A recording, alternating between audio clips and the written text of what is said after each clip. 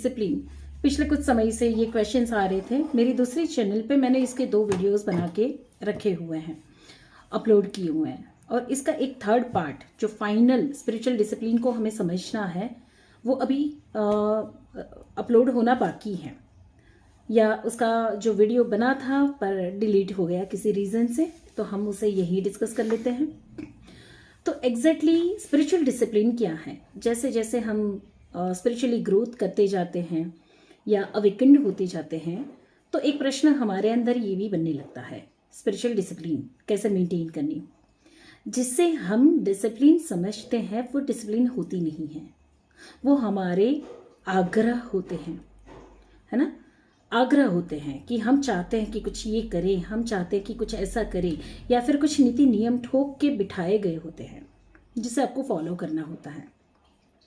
अगर आप वाकई ही स्पिरिचुअल हैं, ईश्वर को मानते हैं, तो कुछ नीति नियमों को फॉलो करना, कुछ तरीके से जीना, कुछ विधि विधानों को आपके जीवन में उसका हिस्सा बनाना बहुत ज़रूरी होता है, कंपलसरी हो जाता है। तो स्पिरिचुअल डिसिप्लिन को हम कंपल्जन के रूप में ही देखते हैं, है ना।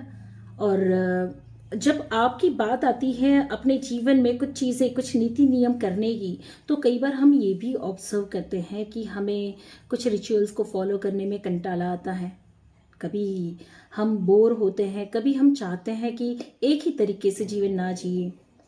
सबको पता है सुबह उठना क्यों ज़रूरी है, ब्रह्म मुहूर्त में उठकर ध्यान करना क्यों ज़रूरी है, उसके क्या फ़ायदे हैं। तो जैसे सबके लिए एक ही हम ये समझते हैं कि स्पिरिचुअली जब आप इवॉल्व होते जाते हैं, स्पिरिचुअली आप ग्रोथ करते जाते हैं, तो वही कायदे कानून सबके लिए एक जैसे लागू पड़ते हैं। पर हम ये जानना भूल जाते हैं कि हम कौन से स्टेज पर हैं, हम किस लेवल से गुजर रहे हैं, हमारे लिए क्या ज़रूरी है, हमारे लिए कौन सा रिचुअल फॉलो करना, या किस प्रोसीजर को फॉलो करना, या कौन से डिसिप्लिन को अपनाना ज़रूरी है। तो मान लीजिए कि सुबह 4 बजे उठना ज़रूरी है, एक स्पिरिचुअल डिसिप्लिन है ये, कि ब्रह्म मुहूर्त में उठकर आप ध्यान साधना करेंगे जिससे आपको बेनिफिट होगा। बहुत सही बात है। इसी को हमने 2 वीडियो की पार्ट 1 और पार्ट 2 के माध्यम से मेरी दूसरी चैनल पे मैंने अपलोड किया हुआ है। इसका एक फाइनल वर्जन, जो वर्जन है, जो कंक्लूजन के रूप में मुझे आपको देना ज़रूरी है और बाकी है। तो इस वजह से इस टॉपिक को यहीं पर ले रही हूँ कि स्पिरिचुअल डिसिप्लिन आपको पहले जानना होगा कि आप कौन से मोड पर हैं।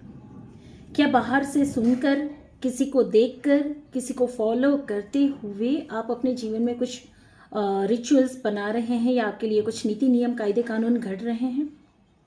क्योंकि जो 4 बजे उठना किसी एक योगी के लिए ज़रूरी है, वही 4 बजे उठकर ध्यान साधना करना एक साधक के लिए उतना ही ज़रूरी हो सकता है, बेनिफिशियल हो सकता है, पर वो उसका स्टेट नहीं है जहाँ पे उसे संघर्ष पड़ेगा। एक योगी बड़े आराम से, सहजता से 4 बजे उठकर ध्यान साधना में बैठ जाएगा, पर वहीं एक गृहस्थ जिसकी खुराक अलग है, जिसका रहन सहन अलग है, जिसकी जीवन की आदतें अलग हैं, और वो चाहेगा कि 4 बजे मैं उठ जाऊं और ध्यान साधना में बैठ जाऊं, तो उससे संघर्ष पड़ेगा। एक योगी खाना भी उस तरीके से खा रहा है जिससे उसका शरीर लाइट है, उसका जीवनचर्या, जो दिनचर्या है, वो भी उतनी हल्की है कि उसे 4 बजे उठकर या 3 बजे उठकर ध्यान साधना करने में कोई दिक्कत नहीं होती है। पर उसी जगह पे एक गृहस्थ या एक साधारण सा व्यक्ति जो आध्यात्मिक हो रहा है, अभी उसने अपने खान पान पे संयम नहीं पाया है, अपनी दिनचर्याओं पे संयम नहीं पाया है, और अभी वो इतना डेवलप या इवॉल्व नहीं हुआ है, तो उस कंडीशन में उसे 4 बजे उठना संघर्षपूर्ण होगा। स्पिरिचुअल डिसिप्लिन काम की तो है, पर मजबूरी बन जाती है, थकान बन जाती है, फ्रस्ट्रेशन क्रिएट होता है, और फिर कुछ ऐसे सवाल भी आते हैं कि न जाने हम कितनी मेहनत करते हैं, कितना आगे बढ़ जाते हैं या ग्रोथ करते हैं, पर एक समय ऐसा आता है कि हम फिर डाउनफॉल में आते हैं, हम फिर गिर जाते हैं। क्या करें ऐसे में? तो ऐसे में गाइडेंस ये है कि किसी भी डिसिप्लिन को फॉलो करने से पहले बेबी स्टेप्स को फॉलो करिए। बेबी स्टेप्स, छोटे छोटे कदम। कोशिश करनी है कि हाँ आप 4 बजे उठ जाए, पर सीधा आप 4 बजे नहीं उठ पाएंगे, तो उसके लिए आपको क्या करना पड़ेगा, तो कि धीरे धीरे अपने खाने में, अपने सोने की प्रक्रियाओं में अपने जीवन की जो दिनचर्याएं हैं उसमें सुधार लाना शुरू करिए। जैसे जैसे आप सात्विक खुराक खाना शुरू करेंगे, सात्विक व्यवहार करना शुरू करेंगे, सात्विक जीवन जीना शुरू करेंगे, आपका शरीर अपने आप हल्का महसूस होता जाएगा। नेचर साइकिल के साथ जुड़ना शुरू करना है और धीरे धीरे एक दिन आप देखेंगे कि ऑटोमेटिकली आप नेचर साइकिल से अलाइंड होने लगे और स्पिरिचुअल डिसिप्लिन को फॉलो करना आपके लिए बहुत ईजी हो गया। इसी तरीके से एक और सवाल आता है, वेजिटेरियनिज्म फॉलो करना या नॉन वेजिटेरियन, दोनों में से सही क्या है, गलत क्या है। स्पिरिचुअल डिसिप्लिन का एक पार्ट ये भी है आपकी फूड हैबिट्स, सात्विक भोजन लेना। अब सही और गलत आप किसे पूछेंगे, कौन बताएगा सही क्या है गलत क्या है।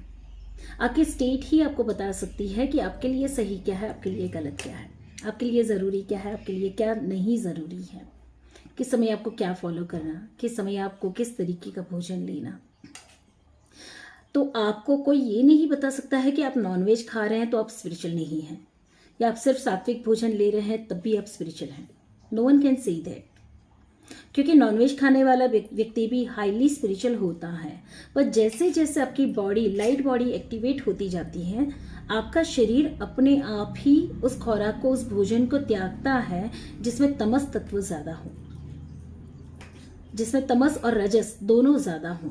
तमस और रजस क्या है, आपके तामसिक गुण बढ़ाने वाले तत्व। आपके आहार में जब तमस बढ़ता है तो आपके अंदर एग्रेसिवनेस भी बढ़ती है, और जब रजस बढ़ता है तो आपके अंदर आलस भी बढ़ती है। और जब ऐसा भोजन लेते हैं आप, तो आप कभी भी योगी नहीं हो सकते हैं। आप दिल से स्पिरिचुअल हो सकते हो, मन विचारों से दयावान हो सकते हो, पर अध्यात्म, स्पिरिचुअलिटी यानी कि एक साधना है और आप योगी नहीं बन सकते। और जैसे जैसे आपके खुराक में अगर तमस और रजस तत्व बैलेंस होता जाएगा, आपका भोजन सात्विक होता जाएगा, हल्का होता जाएगा, अपने आप ही आप वेजिटेरियनिज्म की तरफ जाने लगेंगे। और उस समय पे आपके अंदर करुणा भाव या मैत्री भाव भी बढ़ेगा कि मैं किसी को मारकर या काट कर कैसे खा सकता हूँ, जब मैं सभी में ईश्वर को देख रहा हूँ। अगर मेरी एक उंगली में अगर हल्का सा कट लगता है तो मुझे दर्द होता है, तो किसी जीव को काटने या मारकर खाने में, उसे मारते समय उसे कितना दर्द होता होगा जब वो इसको भुगत रहा है, सफर कर रहा है। तो ये एक पर्सपेक्टिव डेवलप होता है और तब जाके आप अपने आप ही हल्के होते जाते हैं। आपका आहार भी हल्का होता जाता है और आपके रजस और तमस दोनों बैलेंस होते जाते हैं और आप सतोगुणी यानी कि सात्विक होने लगते हैं। स्पिरिचुअल डिसिप्लिन ऐसे फॉलो की जाती है। स्पिरिचुअल डिसिप्लिन लागू नहीं की जाती, वो अपने आप आपकी आदतों का हिस्सा बन जाती है। अगर डिसिप्लिन को फॉलो करने जाएंगे तो आप बंधन में जाएंगे, मुक्त नहीं होंगे। और स्पिरिचुअल डिसिप्लिन जब बाय डिफॉल्ट आपके जीवन में आती है तो आपको मुक्ति की तरफ ले जाती है, आप फ्री होने लगते हैं, बंधन में नहीं है। तो यहाँ पे पकड़ है, ये आपको फॉलो करना होगा, ये आपको अनुशासन में लाना होगा, आपको बंधना होगा कुछ नीति नियमों में। कुछ हद तक कभी कभार नीति नियमों में बंधना अच्छा है, जरूरी है अपने आप को संयम में लाने के लिए, वश में लाने के लिए। पर यह बंधन घुटन ना हो जाए, आपके लिए मजबूरी ना बन जाए। तो इजी फ्लो में आप स्पिरिचुअल डिसिप्लिन को मेंटेन कर सकते हैं। सीधा घा करने से बेहतर होता है छोटी छोटी बेबी स्टेप से अपने आप को और डेवलप करते जाएं, इंप्रूव करते जाएं और स्पिरिचुअल डिसिप्लिन का हिस्सा बनते जाएं। इसी तरीके से स्पिरिचुअल डिसिप्लिन ब्रह्मचर्य को लेकर भी होती हैं। 3 मुख्य सब्जेक्ट हैं। अगर हम देखें स्पिरिचुअल डिसिप्लिन के तो 3 मुख्य सब्जेक्ट हैं। आपकी दिनचर्या यानी कि सुबह जल्दी उठना, ब्रह्म मुहूर्त में उठना एक हिस्सा। दूसरा हिस्सा है आपका भोजन, वेजिटेरियनिज्म या नॉन वेजिटेरियनिज्म, यहाँ पे सबसे ज़्यादा चर्चाएं होती हैं। और तीसरा हिस्सा है आपके रिलेशनशिप्स, और उसमें भी आपकी ब्रह्मचर्य की जो नीति नियम है, ब्रह्मचर्य में ढलना।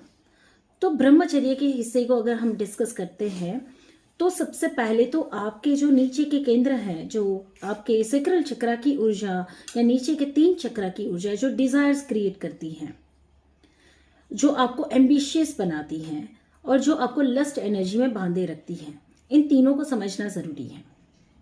अब आप क्या देखते हैं, क्या सुनते हैं, क्या बोलते हैं, किस संगति में रहते हैं, या आपके लाइफ के डिजायर्स क्या हैं, आपका खुराक कैसा है, आपकी वाणी वचन कैसे हैं, ये सारी चीजें आपके नीचे के 3 चक्र की ऊर्जा के आधार पे होती हैं। यहाँ पे आपको कितना भी ज्ञान होगा, पर अगर नीचे के 3 चक्र ज्यादा पावरफुल, डिजायर और एम्बिशियस होने की तरफ आपको खींचते चले जा रहे हैं, मतलब आप ज्यादा डिजायरफुल हैं या एम्बिशियस होंगी जीवन को लेकर, इच्छाओं को लेकर, अपनी चाहतों को लेकर, तो समझ लीजिए आप यहाँ ब्रह्मचर्य का पालन करने में हमेशा असक्षम रहेंगे। आप जो खाते हैं उसका भी असर आपकी ऊर्जा पे पड़ता है, आपके विचारों पे। आप जो देखते हैं उसकी असर भी आपके मनस पे पड़ती है, जहाँ पे आप क्या महसूस करते हैं, आप क्या मैनिफेस्ट कर रहे हैं, आप क्या अनुभव कर रहे हैं, हर जगह पे पड़ती हैं। आप किस संगति में रहते हैं वो ऊर्जाएं भी आप ग्रहण करते हैं। तो आपको संपूर्ण रूप से ब्रह्मचर्य के पालन करने के लिए सबसे पहले, जैसे हमने खुराक को बैलेंस किया, सात्विक भोजन खाया आपने, या शुद्ध अवस्था में जीना शुरू किया, जो देख रहे हैं उस पे नियम आपने बनाए। जैसे आपके हाथ में मोबाइल आया, कोई मीडिया आया, अब उसमें हर तरीके का ज्ञान मौजूद है, हर तरीके की चीजें मौजूद हैं। आपकी दृष्टि किन चीजों पर पड़ती है, किन विषयों पर जाती हैं, वो डिपेंड करेगा कि आपके अंदर विकार कैसे पैदा होंगे।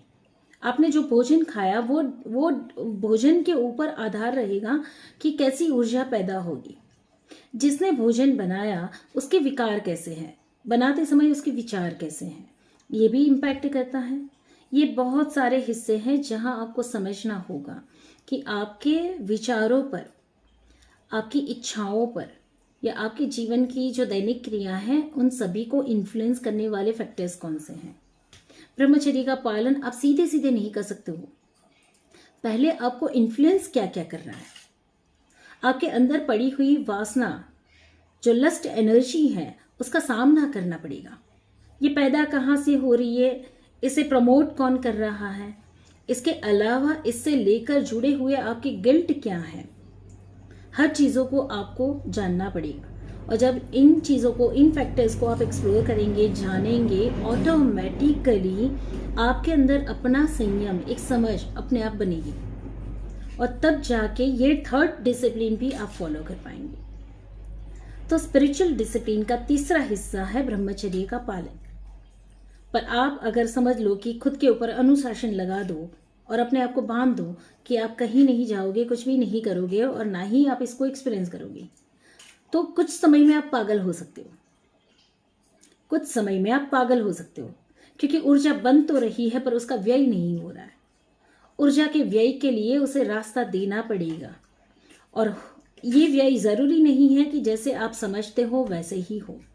उन ऊर्जा को अगर देख लिया गया और जहाँ पे लस्ट है वहाँ पे लव एनर्जी को क्रिएट किया गया, यानी कि ऊर्जा को नीचे के चक्र के केंद्रों से हृदय के केंद्र तक पहुँचाया गया, ऑटोमेटिकली ब्रह्मचर्य का पालन आपके लिए सहज और सरल हो जाएगा। पर इसके पालन के लिए उसके पीछे आपको बहुत कुछ जानना ज़रूरी होगा।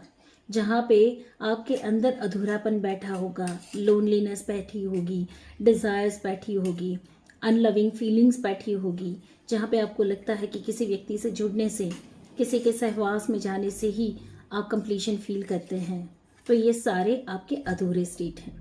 आपको खुद को कंप्लीट करना होगा। और जब आप अपने आप से जुड़ना शुरू करेंगे, खुद के प्यार में पड़ना शुरू करेंगे, अपनी हार्ट एनर्जी को ऑपरेट करना शुरू करेंगे, तो नीचे के चक्र की ऊर्जा अपने आप हृदय से बहना शुरू हो जाएगी। और उस समय पे यह 3rd डिसिप्लिन फॉलो करना भी आपके लिए मुमकिन हो जाएगा। तो 3 फैक्टर्स मैंने बताए स्पिरिचुअल डिसिप्लिन के, जो सबसे बड़े, सबसे महत्वपूर्ण है। बाकी जो चीज़ें आप समझते हैं कि रोज़ मंदिर जाओ, ये करो, वो करो, पूजा पाठ करो, बुक्स पढ़ो, ये सब अपने अपने मायने हैं, अपने अपने तरीके हैं, सबकी अपनी अपनी समझ है और उसके अकॉर्डिंग फॉलो होते हैं। बेसिक 3 डिसिप्लिन्स हैं, जिसमें ब्रह्म मुहूर्त में उठना, यानी सुबह जल्दी जागना और रात को जल्दी सोना। दूसरा हो गया खुराक, भोजन, आपका सात्विक भोजन लेना। और 3rd डिसिप्लिन आती है ब्रह्मचर्य का पालन। इसके अलावा और कोई डिसिप्लिन्स कंपलसरी नहीं है स्पिरिचुअल इवोल्यूशन के लिए। बाकी की जो डिसिप्लिन्स आप फॉलो करते हैं वो आपके मन मुताबिक, आपको जो सही लगती है उस तरीके से फॉलो करते हैं। So thank you so much. इसी